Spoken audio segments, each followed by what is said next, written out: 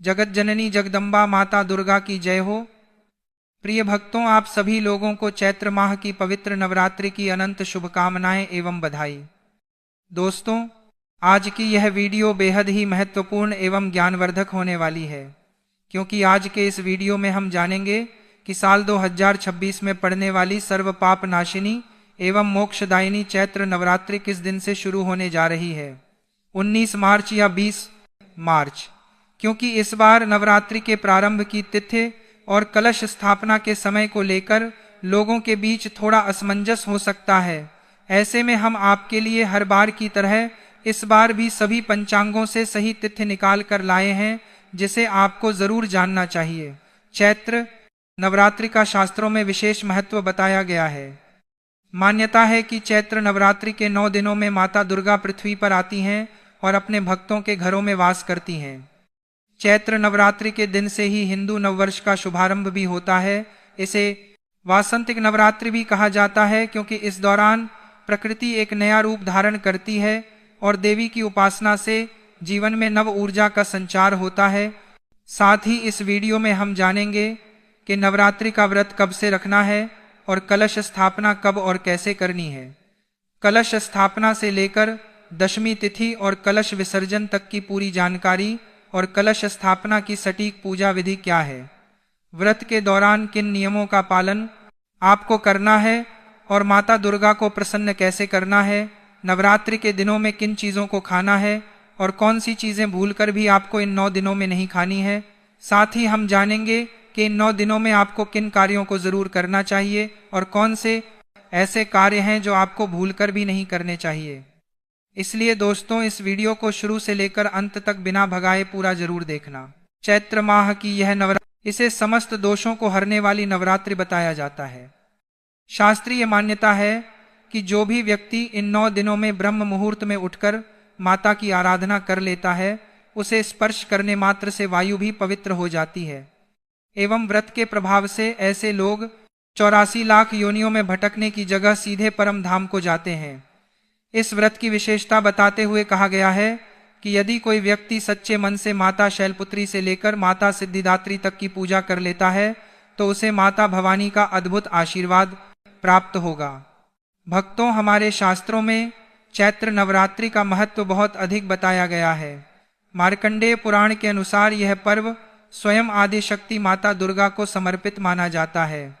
माता की महिमा का बखान करते हुए शास्त्रों में एक अत्यंत सिद्ध श्लोक बताया गया है, सर्वमंगल मांगल्ये शिवे सर्वार्थ साधिके शरण्ये त्र्यंबके गौरी नारायणी नमोस्तुते, जिसका अर्थ है कि हे नारायणी, तुम सब प्रकार का मंगल प्रदान करने वाली मंगलमयी हो, कल्याणदायिनी शिवा हो, सब पुरुषार्थों को सिद्ध करने वाली शरणागत वत्सला, 3 नेत्रों वाली एवं गौरी हो, तुम्हें नमस्कार है।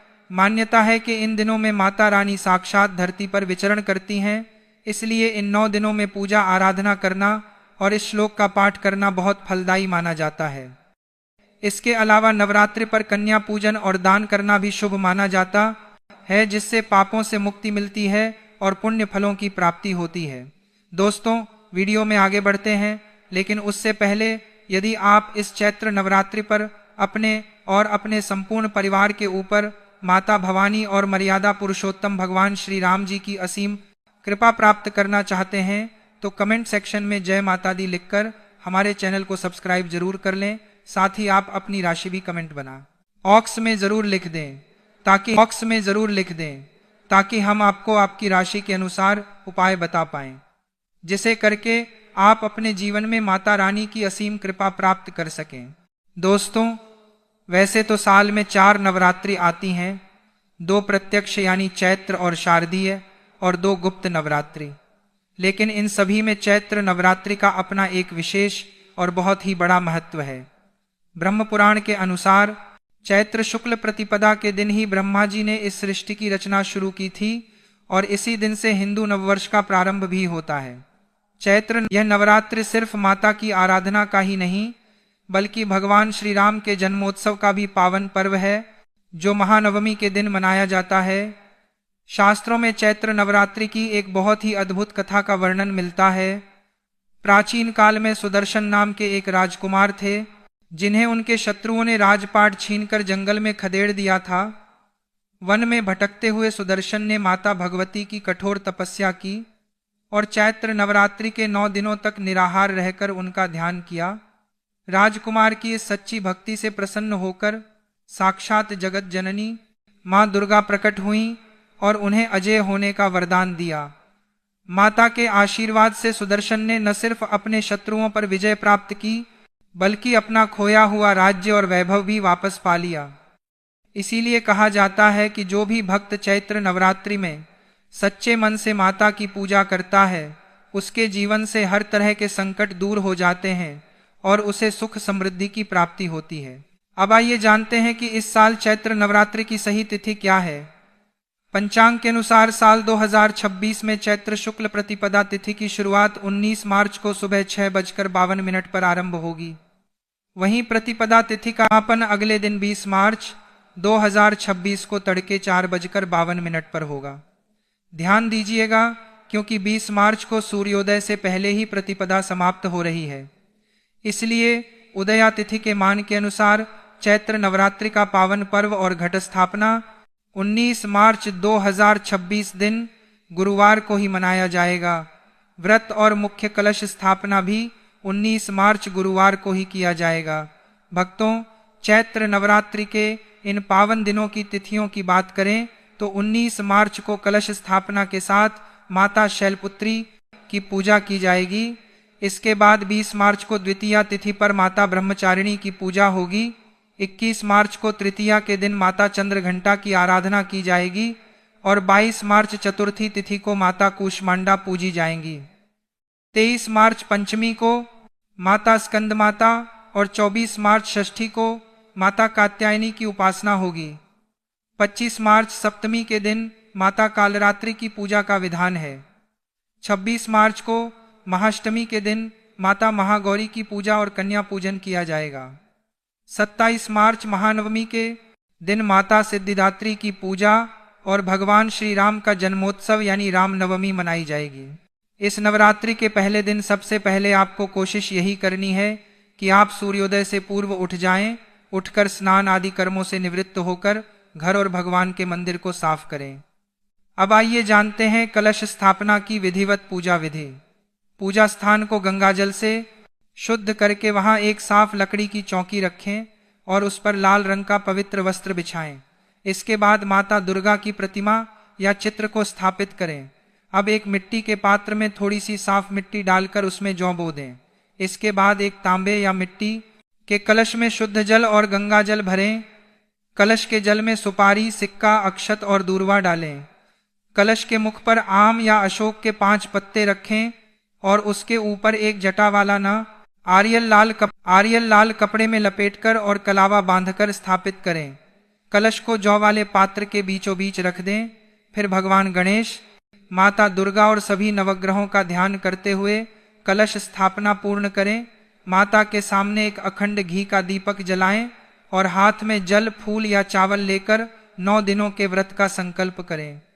माता को लाल पुष्प, चुनरी, रोली, अक्षत और मिष्ठान का भोग अर्पित करें।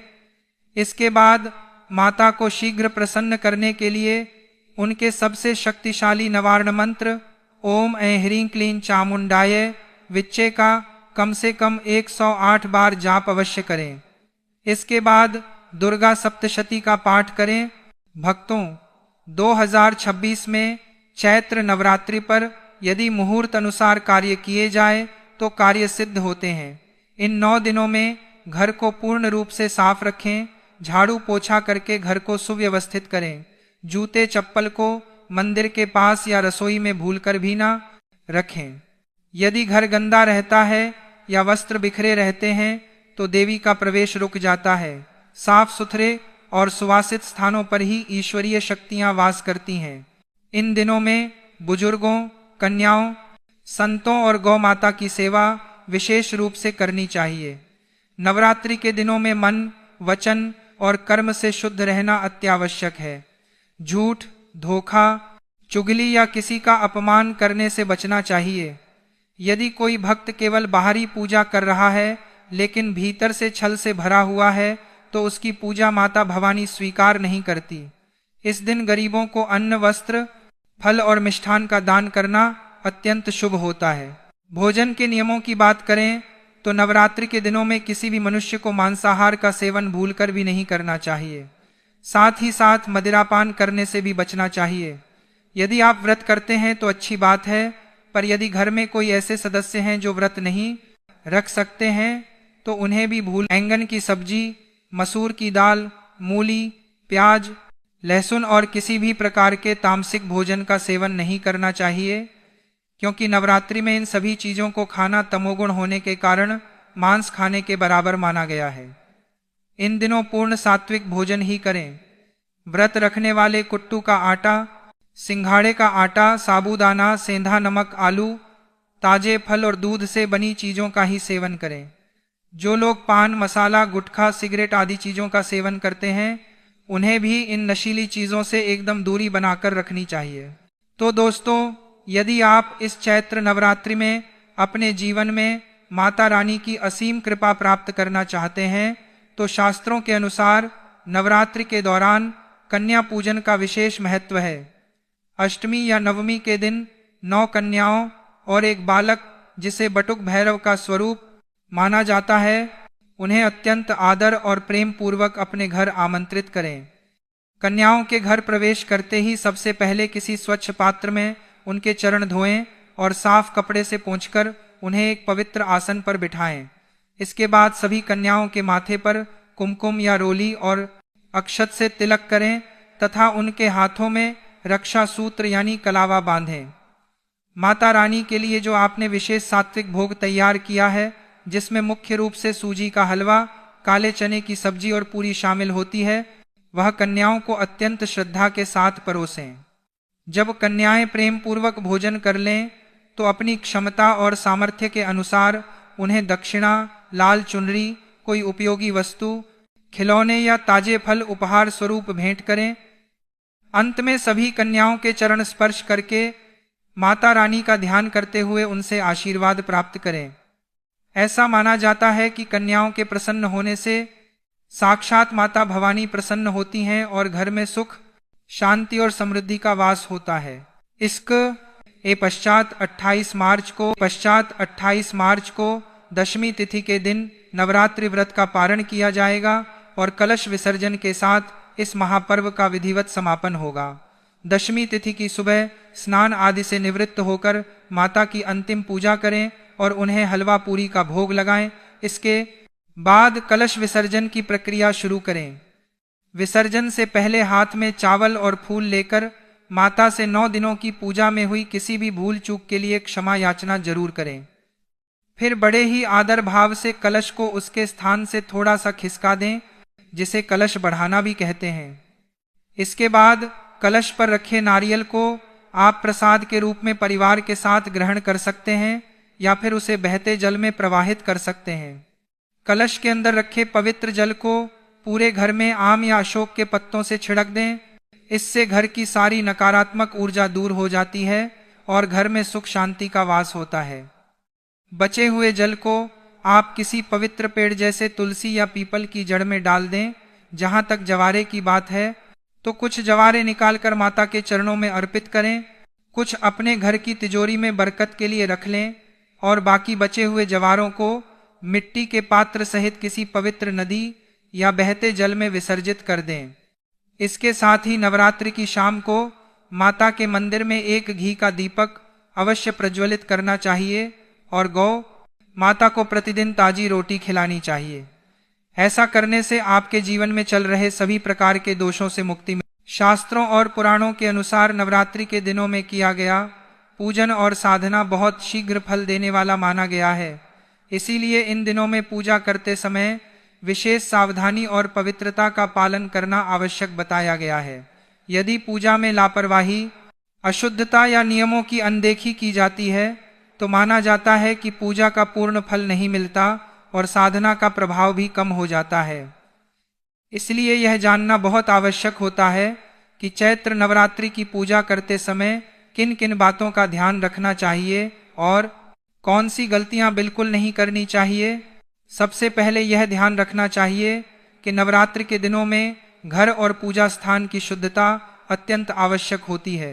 शास्त्रों में कहा गया है कि जहाँ देवी की स्थापना की जाती है वह स्थान पूरी तरह साफ सुथरा और पवित्र होना चाहिए।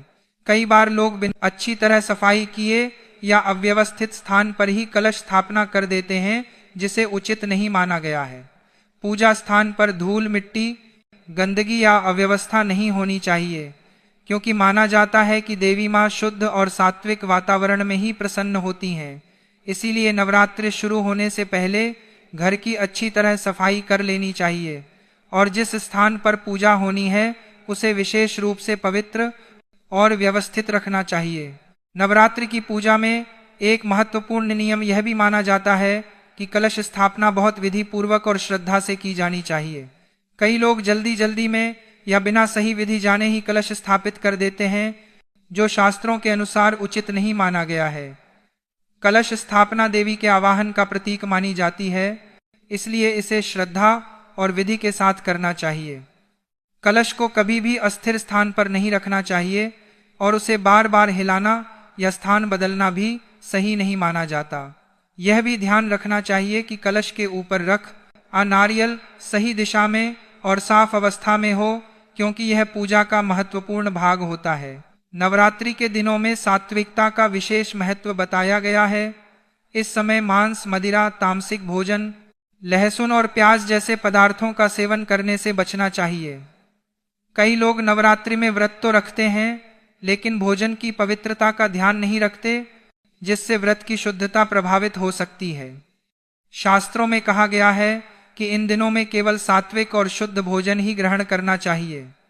फल, दूध, साबूदाना, कुट्टू का आटा, सिंघाड़े का आटा और अन्य व्रत के अनुकूल भोजन ही लेना उचित माना गया है। भोजन बनाते समय भी मन में शुद्धता और श्रद्धा का भाव होना चाहिए। नवरात्रि के दौरान ब्रह्मचर्य और संयम का पालन भी बहुत महत्वपूर्ण माना गया है। इन दिनों में मन, वचन और कर्म से शुद्ध रहने का प्रयास करना चाहिए। कई लोग केवल बाहरी पूजा पाठ पर ध्यान देते हैं, लेकिन अपने व्यवहार और विचारों की शुद्धता को नजरअंदाज कर देते हैं, जबकि शास्त्रों के अनुसार देवी की कृपा पाने के लिए मन की पवित्रता भी उतनी ही आवश्यक है। झूठ बोलना, क्रोध करना, किसी का अपमान करना या किसी के प्रति बुरा विचार रखना भी इन दिनों में अनुचित माना जाता है। नवरात्रि के दिनों में पूजा करते समय दीपक और अखंड ज्योति का भी विशेष महत्व होता है। यदि घर में अखंड ज्योति जलाई जाती है तो यह ध्यान रखना चाहिए कि वह बिना कारण बुझने न पाए। कई लोग बिना उचित व्यवस्था किए ही अखंड ज्योति जला देते हैं और फिर उसकी देखभाल ठीक से नहीं कर पाते, जिससे वह बीच में बुझ जाती है। शास्त्रों में कहा गया है कि यदि अखंड ज्योति जलाई जाए तो उसकी निरंतर देखभाल करना आवश्यक होता है, इसलिए तभी जलानी चाहिए जब उसकी पूरी जिम्मेदारी निभाई जा सके। नवरात्रि के दौरान देवी के मंत्रों और पाठ का भी बहुत महत्व होता है। कई लोग सही उच्चारण या बिना ध्यान लगाए ही मंत्र पढ़ लेते हैं, जिससे पूजा का प्रभाव कम हो सकता है। इसलिए मंत्रों का उच्चारण श्रद्धा और ध्यान के साथ करना चाहिए। यदि किसी को मंत्र सही से नहीं आते तो सरल भक्ति भाव से देवी का नाम जपना भी पर्याप्त माना गया है। भक्ति में सबसे अधिक महत्व भावना का होता है। एक और महत्वपूर्ण बात यह है कि नवरात्रि के दौरान घर में कलह या नकारात्मक वातावरण नहीं होना चाहिए। कई बार लोग पूजा तो करते हैं, लेकिन घर में झगड़ा, विवाद या कटु वचन बोलते रहते हैं। शास्त्रों के अनुसार जहाँ कलह और नकारात्मकता होती है, वहाँ देवी की कृपा कम हो जाती है। इसलिए इन दिनों में घर का वातावरण शांत, सकारात्मक और प्रेमपूर्ण बनाए रखना चाहिए। नवरात्रि में कन्या पूजन का भी विशेष महत्व बताया गया है। कई लोग केवल औपचारिकता के लिए कन्या पूजन कर लेते हैं या उन्हें सम्मान नहीं देते, जबकि यह पूजा अत्यंत श्रद्धा और आदर के साथ की जानी चाहिए। कन्याओं को देवी का स्वरूप माना जाता है, इसलिए उनका सम्मान करना और उन्हें प्रेम पूर्वक भोजन कराना अत्यंत पुण्यदायी माना गया है। इसके अतिरिक्त नवरात्रि के दौरान आलस्य और लापरवाही से भी बचना चाहिए। पूजा में नियमितता बहुत महत्वपूर्ण होती है। यदि कोई व्यक्ति व्रत या पूजा शुरू करता है तो उसे पूरे नियम और श्रद्धा के साथ निभाने का प्रयास करना चाहिए। कई लोग पहले 1-2 दिन बहुत उत्साह से पूजा करते हैं, लेकिन बाद में ढील दे देते हैं, जिससे साधना की निरंतरता टूट जाती है। अंत में यह समझना आवश्यक है कि नवरात्रि केवल बाहरी पूजा पाठ का पर्व नहीं है, बल्कि यह आत्मशुद्धि और आध्यात्मिक साधना का भी समय है।